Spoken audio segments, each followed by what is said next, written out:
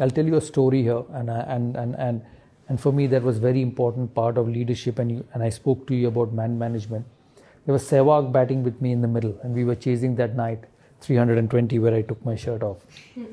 And I was very upset at lunch because England got 300, 325. And in those days, this was about 2002, you very rarely chased 325. It's not like modern day cricket where you just keep hitting, and the game has changed a lot.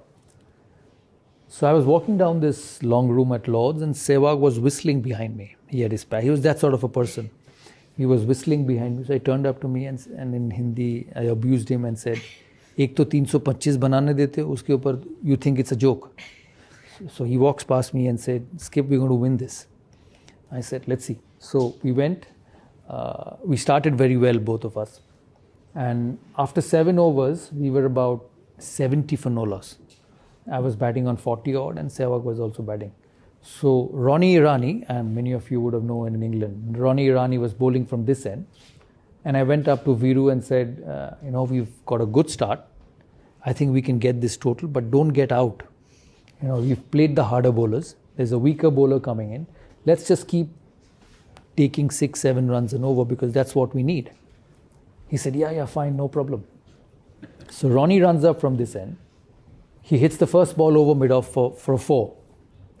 So I was at the non-striker end. I went up to him, tapped and said, "Good shot. So we got 4 runs and over. Just keep rotating." He said, yes, no problem. So he goes back to his end. The next ball, Ronnie pitches it up. He hits it over the top, over mid-on. 1 bounce, 4. So I again go up to him and said, well played, good shot. We've got 8. So you can still take single. He said, yes, no problem, singles. The next ball, Ronnie Irani pitches up. He sits down and sweeps right from the middle stump. It would have hit his pad. He was gone. It went for 4. I did not go up to him. And he did not even look at me because he understood. So he turned his face, took guard and batted again. The next ball, he again hit him over covers for 6. So there were 5 balls. He hit 5 boundaries. And the 6th ball, he took a single, and as he was walking past me and said, "I've taken a single." And this is happening in the middle.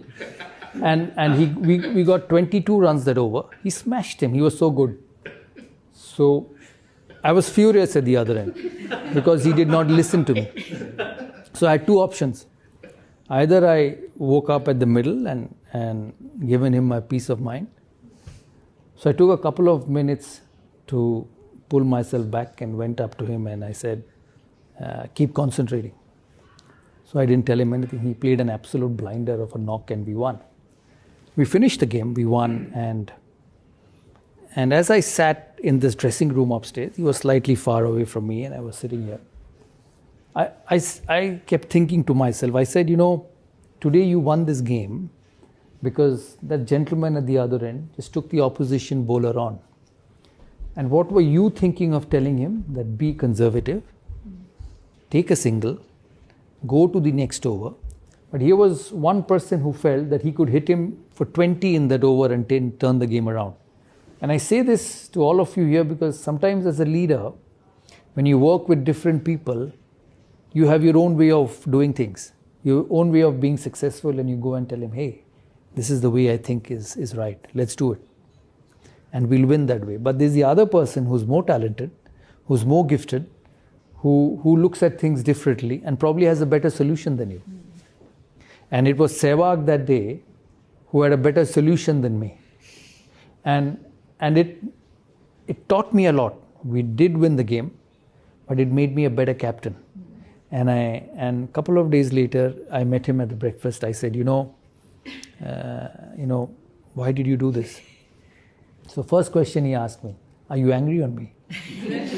I said, I was, I'm not anymore. He said, good. I said, I told you to play singles.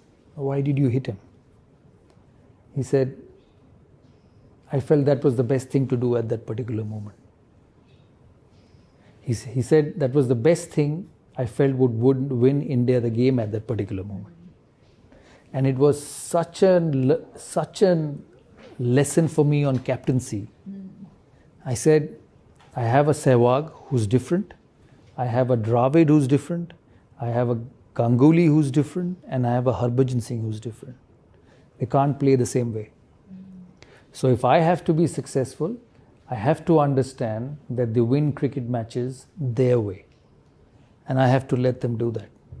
And I think a successful group, a successful entrepreneur, along with your aims and goals and objectives of wanting to be successful, don't forget this very simple line and solution in your journey is that everyone's different.